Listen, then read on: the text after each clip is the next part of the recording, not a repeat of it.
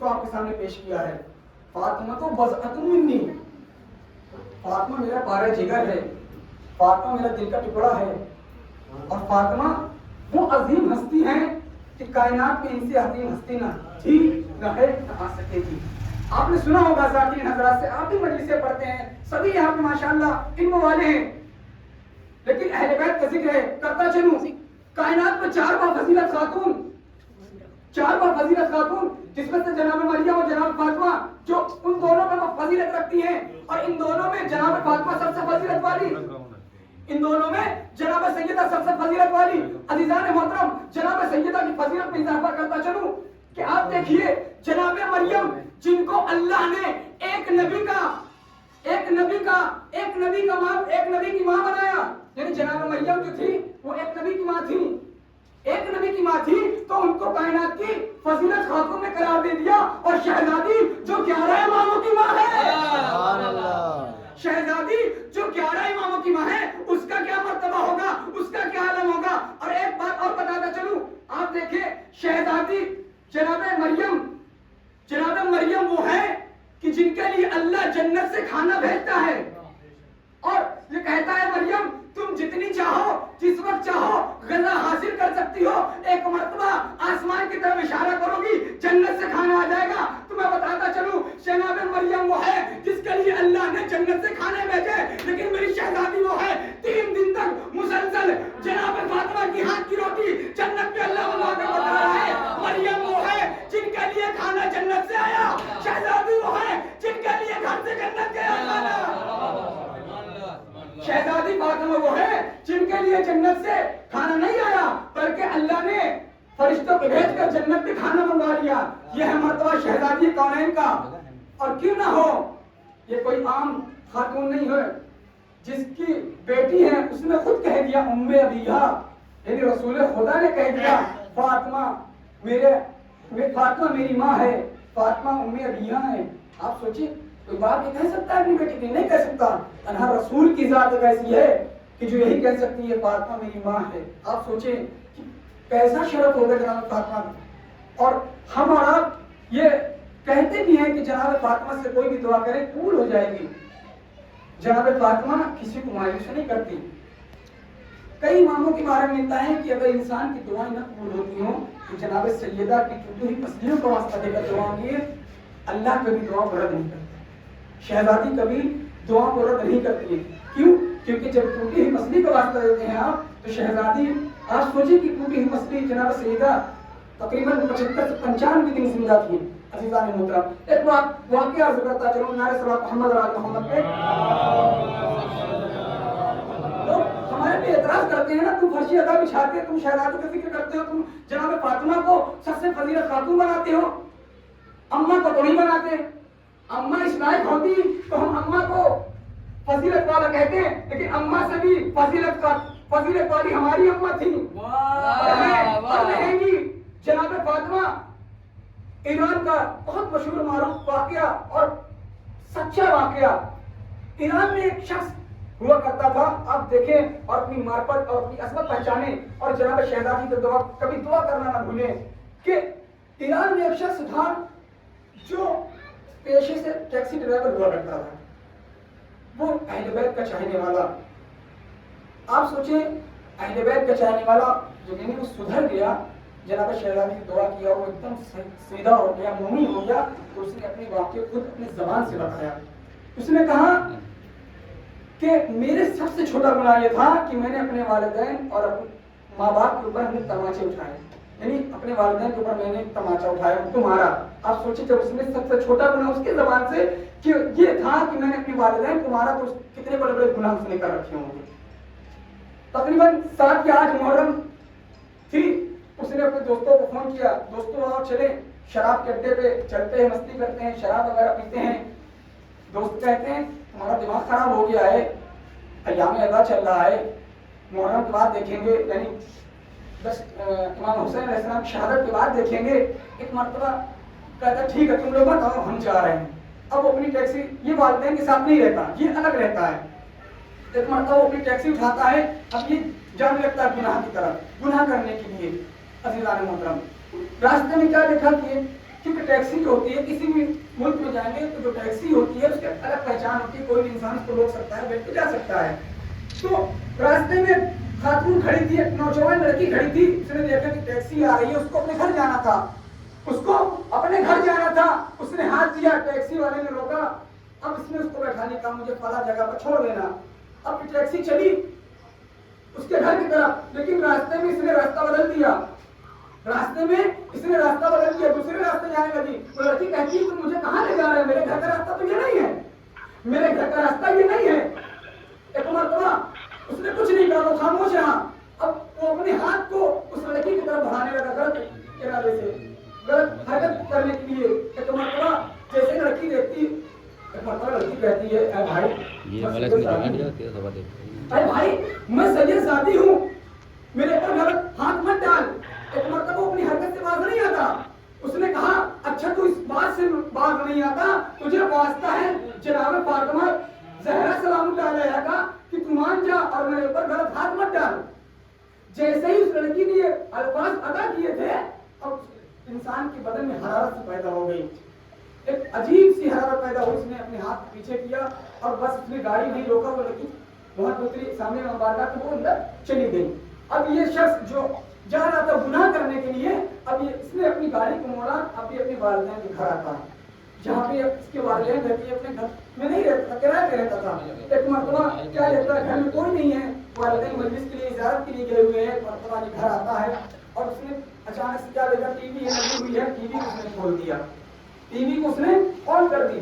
T V چلاتا ہے, کبھی کربلا معلیٰ کا منظر, کبھی جنت البقیع کا منظر, کبھی نجف کا منظر, پھر جنت البقیع کا منظر, پھر مدینے کا منظر, پھر جنت البقیع کا منظر. یعنی ہر چیز کے بعد جنت البقیع کا منظر دکھا رہے ہیں. یہ انسان جو ہے اس کا نام رضا ہوتا ہے. یہ رضا جو ابھی تک اتنا گنہگار تھا, اب یہ اپنے دوزانو ہو کر زمین پہ بیٹھ جاتا ہے, چہرے پہ تماچے مارتا ہے, رونے لگتا ہے. روتے روتے رات گزر جاتی ہے, اس کے چہرے پہ اتنے تماچے مارے, اس نے چہرہ لال ہو گیا اور اپنے سارے گناہ کا اعتراف کرتا ہے. اے شہزادی مجھے معاف کر دیجئے, اے شہزادی میرے اس گناہ کی مغفرت کر دیجئے, اے شہزادی میرے اس گناہ کی مغفرت کر دیجئے. یعنی روتا جا رہا ہے, اپنے چہرے پہ تماچے مارتا جا رہا ہے اور گناہوں کا اعتراف کرتا جا رہا ہے. ایک مرتبہ صبح آئی, جس کے والدین آئے, کیا دیکھا گھر کھلا ہوا ہے. وہ بیٹا جو کبھی ماں باپ سے ملنے نہیں آیا, گھر میں آیا ہے. ایک مرتبہ کیا دیکھتا کہ بیٹے کے چہرے گلار ہوا ہے, آنکھیں گلار ہے.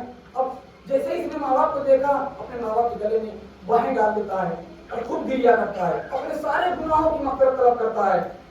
عزیزان محترم, اس نے رات بھر گناہوں کا اعتراف کیا, اپنی شہزادی سے رو رو کر گناہ کی مغفرت طلب کی. صبح کی اذان ہوئی, یہ مسجد کی طرف چلا, مسجد کی طرف چلا نماز پڑھنے کے لیے.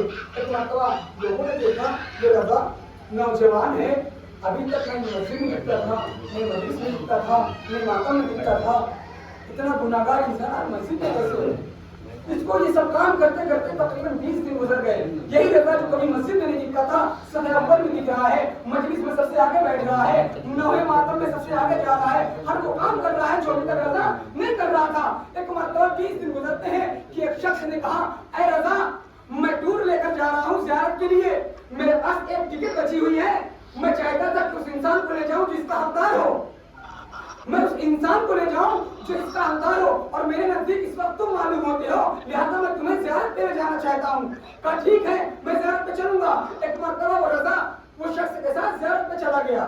ابھی 20 دن نہ گزرے تھے کہ شہزادی نے اس کو زیارت نصیب کروا دی امام حسین علیہ السلام کی. امام حسین نے اپنے گھر پہ بلا لیا. عزیزان محترم سوچئے, ایک مرتبہ اس نے زیارت کی, 25 دن اس نے زیارت کی, 25 دن کا ٹور تھا, پھر وہ ایران واپس آ گیا. ابھی سال گھوما ہی نہیں تھا کہ حج کا موسم آ گیا. پھر اسی شخص نے کہا کہ اے رضا میرا دل چاہتا ہے کہ تمہیں میں حج کو بھی لے جاؤں. عزیزان محترم دیکھیے, اگر شہزادی سے انسان امام حسین علیہ السلام سے وابستگی رکھتا ہے, گناہوں کی مغفرت طلب کرتا ہے اور ان سے دعا کرتا ہے, تو شہزادی ضرور قبول کرتی ہیں. آپ دیکھیں جو رضا اتنا گناہگار تھا, اس کو زیارت امام حسین بھی نصیب ہو گئی, زیارت امام علی بھی نصیب ہو گئی, اور وہ حج پہ بھی چلا گیا. حج کرنے کے بعد جب یہ جنت البقیع میں آتا ہے, اب جب یہ جناب فاطمہ کے روضے کو دیکھتا ہے, ایک مرتبہ وہاں پر بیٹھ جاتا ہے اور رو رو کر دعا کرتا ہے, شہزادی میں بہت گناہگار تھا, آپ نے مجھے زیارت نصیب کروا دی, مجھے حج کروا دیا, اور آج مجھے اپنی بھی زیارت نصیب فرما دی. آج مجھے اپنی بھی ضرورت نصیب فرمائی. اللہ نے محترم اب یہ قافلہ واپس آ گیا. یہ قافلہ پھر واپس جب آیا اس کے والدین نے کہا اے رضا تم بڑے ہو گئے ہو, سدھر گئے ہو, مومن ہو گئے ہو, اچھا خاصا کما بھی لیتے ہو, اب میرا دل چاہتا ہے تمہاری شادی کر دی جائے, تمہاری شادی کر دی جائے. تو رضا کہتا ہے اے والدہ جہاں آپ چاہیں وہاں میری شادی کر دیں, مجھے کوئی اعتراض نہیں ہے. کہتے ٹھیک ہے. اس کے والد کے ایک دوست ہوا کرتے تھے پرانے, تو انہوں نے اپنی بیٹی کا رشتہ ان کے والد سے دیا کہ میں چاہتا ہوں کہ میری بیٹی کا رشتہ تمہارے گھر ہو جائے اور منع مت کرنا.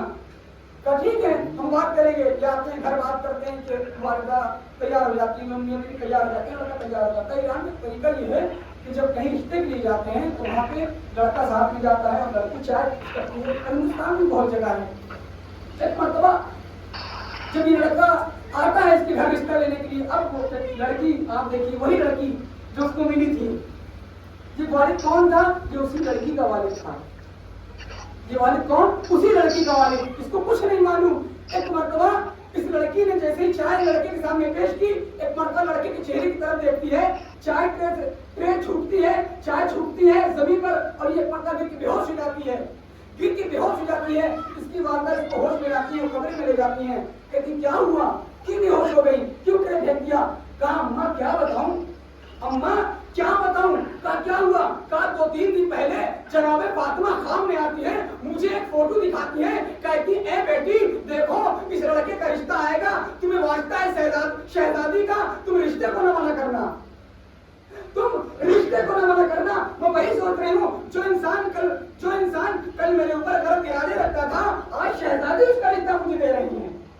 آپ سوچیں کیا عظمت ہے شہزادی کی, کس طریقے سے شہزادی نے اس انسان کی مغفرت طلب کی اور امام حسین علیہ السلام نے اس کو معاف کیا اور اس کو کہاں سے کہاں بنا دیا.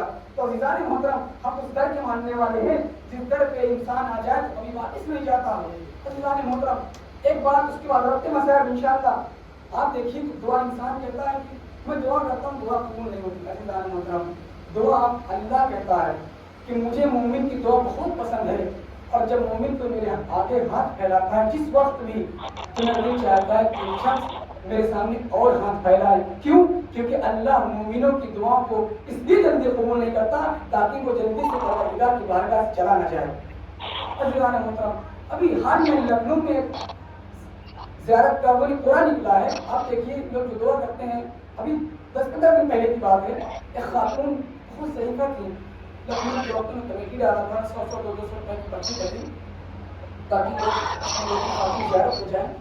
تو خاتون کہتی ہے جس دن پورا نکلنا تھا دعا کرتی ہے شہزادی اے امام حسین علیہ السلام ایسا نہ ہو, کہ دعا کرتی ہے امام حسین اور شہزادی سے اے امام حسین ایسا نہ ہو کہ تیری خاتمہ بغیر زیارت حسین کیے ہوئے اس کا دم نکل جائے, بغیر زیارت کیے ہوئے اس کا دم نکل جائے. اس نے دعا کیا ہی تھا کہ جب پورا میں نام نکلتا ہے تو اسی ضعیفہ کا نام نکلتا ہے جس نے امام حسین سے دعا, یعنی عقیدت امام حسین ہونا چاہیے عزیزان محترم.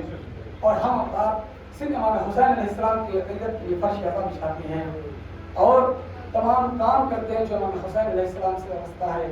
اور آج 4 محرم ہو گئی, آج آپ کی بستی سے اس ننھے مجاہد کا گہوارہ نکلنا ہے جو کربلا میں تھا تو بہت چھوٹا, لیکن عظمت میں اس سے بڑا کوئی شہید نہ تھا. عزیزان محترم آج 4 محرم ہے, عصر عاشور. ایک انسان امام حسین علیہ السلام کے پاس, ایک شہید امام حسین علیہ السلام کے پاس آتا ہے اور کہتا ہے اے مولا مجھے جنگ کرنے کی اجازت دے دیجیے, اے مولا مجھے جنگ کرنے کی اجازت دے دیجیے. امام حسین ایک انسان کو, ایک اصحاب کو, ایک شہید کو اجازت دیتے ہیں. وہ سب اپنے اپنے جان امام حسین علیہ السلام پر قربان کرتے ہیں. عزیزان محترم اب خیام حسینی میں یا تو امام حسین ہیں, یا تو ہمارا بیمار امام ہے, یا ننھا علی اصغر ہے. عزیزان محترم شاعر نے کیا خوب شعر کہا ہے, یہ در نجف ہے ابھی یاقوت بنے گا, یہ در نجف ہے ابھی یاقوت بنے گا, جھولے میں جو سویا ہے وہ تابوت بنے گا. عزیزان محترم ایک مرتبہ امام حسین علیہ السلام کے تمام انصار شہید ہو جاتے ہیں. اب امام حسین مقتل میں آتے ہیں, صدا بلند کرتے ہیں, المن ناصر انصرنا, المن مغیث جب یہ سنا امام حسین علیہ السلام نے آواز کو بلند کیا، ہے کوئی جو میری مدد کو آئے، ہے کوئی جو اس غریب حسین کی مدد کو آئے۔ عزیزان محترم، خیام امام حسین علیہ السلام سے ایک مرتبہ رونے کی صدائیں بلند ہونا شروع ہو گئی، اور امام حسین علیہ السلام پھر سے خیمے کی طرف آئے، کہا اے زینب، اے زینب، ابھی تو میں زندہ ہوں، یہ رونے کی آواز کیسی؟ اے زینب یہ رونے کی آواز کہتی۔ ایک مرتبہ امام حسین علیہ السلام سے جناب زینب کہتی ہے، اے بھیا جب سے آپ نے علم الناصر انصرنا کی صدا بلند کی، علی اصغر نے جھولے سے گرا دیا، خیام حسینی میں ہنگامہ برپا ہو گیا۔ عزیزان محترم، جیسے امام حسین نے سنا، کہا بہن زینب لا میرے بیٹے علی اصغر کو مجھے دے دو۔ عزیزان محترم، جناب علی اصغر کو جناب امام حسین علیہ السلام کے دینے سے پہلے جناب رباب نے کہا اے زینب میرے بیٹے کو میرے پاس لاؤ۔ ایک مرتبہ جناب رباب نے اس چشمہ کو تیار کیا، نیا لباس پہنایا، کنگھی کیا، اور شاید اپنی بے زبانی سے کہا ہو اے بیٹا علی اصغر دیکھو تم مقتل میں جا رہے ہو، جب تم شہید ہو جانا دادی اماں سے ملاقات کرنا، تو اس غریب کی شکایت مت کرنا، اس غریب کی شکایت مت کرنا، اپنے اماں کی شکایت مت کرنا، 3 دن سے بھوکی پیاسی ہوں، اس تیری ماں کا دودھ خشک ہو گیا ہے، تیری ماں اتنی غریب ہے کہ تجھے غذا نہ دے سکی۔ عزیزان محترم، ایک مرتبہ جناب علی اصغر کو امام حسین علیہ السلام نے گود میں لیا، اب جناب علی اصغر ہے، امام حسین مقتل کی طرف چلتے ہیں۔ ایک مرتبہ یزیدی فوج نے دیکھا کہ امام حسین علیہ السلام قمر کے دامن میں کچھ چھپائے ہوئے لے کر آ رہے ہیں۔ یزیدی فوج نے سوچا شاید حسین قرآن لے کر آ رہے ہیں، شاید حسین قرآن لے کر آ رہے ہیں، قرآن تو نہ تھا لیکن ناطق قرآن تھا۔ عزیزان محترم، ایک مرتبہ جناب امام حسین علیہ السلام مقتل میں آئے تو صدا بلند کی اے یزیدیوں، اے فوج والوں، دیکھو تمہاری نگاہ میں خطاوار ہوں، تو اس بچے نے کیا خطا کی ہے، اس کو ایک بوند پانی دے دو، اس کی ماں کا دودھ خشک ہو گیا ہے۔ عزیزان محترم، کوئی جواب نہ ملا۔ اب امام حسین علیہ السلام نے چشمہ کو اس جلتی ہوئی زمین پہ رکھ دیا۔ ایک مرتبہ جناب اصغر تڑپنے لگے، امام حسین علیہ السلام نے جناب اصغر کو سینے سے لگا لیا۔ سینے سے لگانے کے بعد کہا اے حجت خدا کے فرزند، ایک مرتبہ اپنی حجت کو تمام کرو۔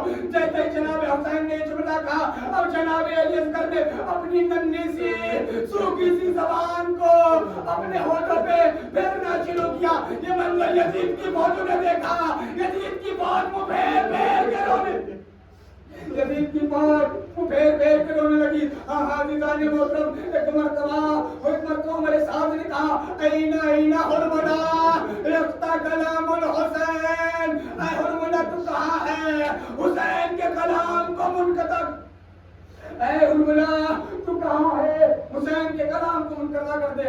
عزیزان محترم، ایک مرتبہ حرملا آیا، حرملا کہتا ہے میں جب کربلا آیا تھا تو میں نے 7 تیر لیے تھے، لیکن 7 تیر میں صرف 3 تیر استعمال کیے تھے، اور 3 تیر میں وہ تیر جو سب سے بڑا، جس سے اس زمانے میں ایسا جانور جو سب سے خطرناک جانور ہوا کرتا تھا، بعض روایت میں لکھا ہے کہ شیر کو اس سے نہر کیا جاتا تھا، اونٹ کو نہر کیا جاتا تھا، اس تیر سے میں نے علی اصغر کو مارا۔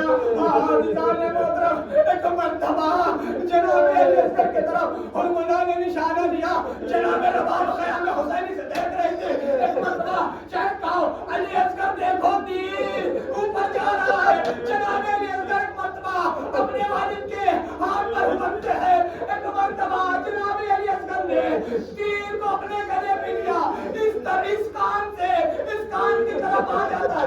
عزیزان محترم، تیر اتنا بڑا تھا، گلا بہت چھوٹا تھا۔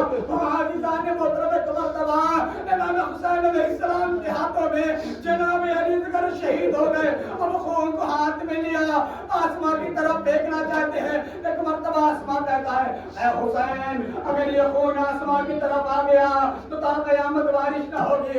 حسین علیہ السلام نے چاہا کہ زمین پہ خون پھینک دیا جائے. زمین کہتی ہے اے حسین اگر ایک خون ایک قطرہ بھی نہ خون زمین پہ آ گیا تو قیامت دانہ نہ اگے گا. ایک مرتبہ امام حسین علیہ السلام نے اس خون کو اپنے چہرے پہ ملا اور کہا روز محشر اسی طرح میں نانا سے ملاقات کروں گا. ہاں عزیزان محترم گریہ کر لیجیے رو لیجیے. سبھی کے گھر میں ننھے بچے ہوں گے, سب اپنے بچوں سے پیار کرتے ہوں گے. سوچئے جب آپ انسان ہو کر ایک عام انسان ہو کر اپنے بچے سے اتنا پیار کرتے ہیں ایک کانٹا بھی لگ جائے تو برداشت نہیں کرتے.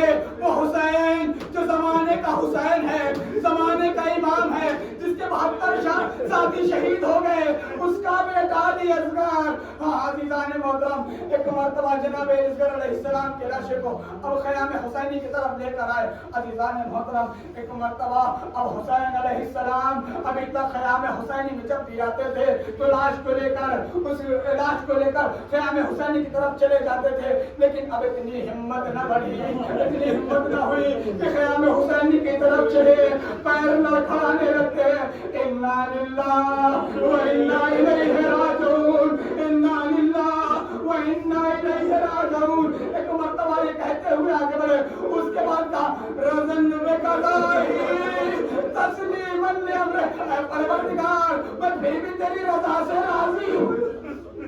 اے پروردگار میں پھر بھی تیری رضا سے راضی ہوں. ہاں عزیزان محترم ایک مرتبہ خیام حسینی پہ جب امام حسین آئے تو جناب رباب کو آواز دی اے رباب آؤ اپنے بچوں پہ لے جاؤ. ایک مرتبہ جناب رباب سے پہلے ٹھنڈی سی سکینہ ایک مرتبہ امام حسین کے پاس آتی ہے. کیا دیکھتی ہیں قبا کا دامن علی اصغر کے اوپر ڈھکا ہوا ہے, بچہ کچھ حرارت نہیں کرتا. ایک مرتبہ جناب علی اصغر جناب سکینہ ہے کہتی ہے بابا جان علی اصغر پانی پیا ہے, تیری بہنی سکینہ پیاسی رہ گئی. ہاں عزیزان محترم جب ابا کا دامن ہٹایا تو کیا دیکھا بھیا علی اصغر ہے, گلے پر تیر ہے. عزیزان محترم آپ کی روایت اس کے بعد آپ جناب اصغر علیہ السلام کے گہوارے کی زیارت کریں گے. جب عصر عاشور خیام حسینی کو جلا دیا گیا, اب ساری عورتوں کو سوار کرنا شروع کر دیا گیا تو جناب زینب نے کہا رباب کہاں ہے, رباب نظر نہیں آتی. ایک مرتبہ ایک بیوی کو بھیجا, کہا جاؤ رباب کو بلا کر لاؤ. کیا دیکھتی ہے چلے ہوئے خیمے میں جناب رباب اپنے بچے علی اصغر کے جھولے کی جلی ہوئی لکڑی کو اکٹھا کرتی ہے, کہتی ہے علی اصغر تم تو نہیں ہو, تمہاری نشانی ساتھ لے جا رہی ہوں.